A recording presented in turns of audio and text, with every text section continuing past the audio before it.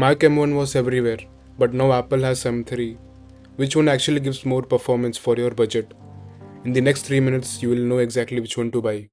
Everyone keeps asking the same question. Is the M3 really that much better than the M1? Or is Apple just really good at marketing? Because here's the thing, M1 is already old, but people are still buying it. So today I'll tell you which Mac actually makes sense, especially if you're on a budget. And this isn't just about raw performance, it's about where your money actually makes sense.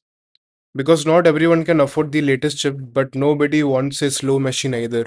M1 was launched in 2020, a game changer. M3 is the newest, but M3 laptops cost more.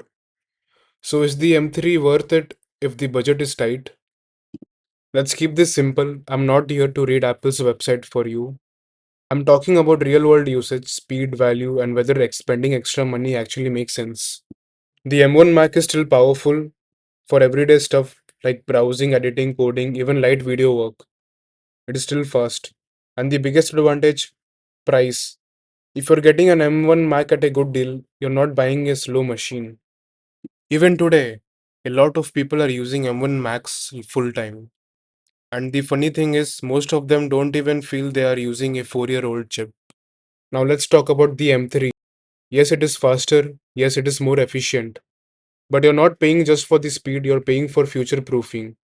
If you plan to keep your Mac for 4 to 5 years, M3 makes more sense. M3 has newer architecture, more cores, and better efficiency. In benchmarks, M3 is often 25 to 40% faster, GPU and CPU both.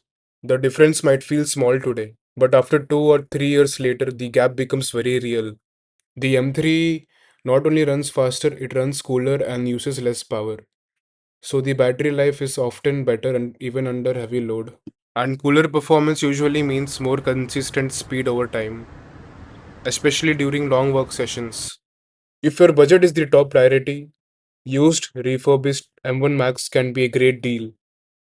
But if you want future proof performance and longevity, spending a bit more on the M3 could be worth it. Neither choice is wrong, only mismatched expectations are. So here's the simple way to decide. If your work is mostly browsing, studying, coding, or casual editing, the M1 still does make the job without slowing you down. But if you're someone who edits video regularly, uses heavier apps, or plans to keep the Mac for many years, the M3 starts to make more sense. It's not about which chip is better, it is about which one fits your actual usage. That's why the smartest choice isn't the newest chip, it is the one that matches how you actually use your Mac.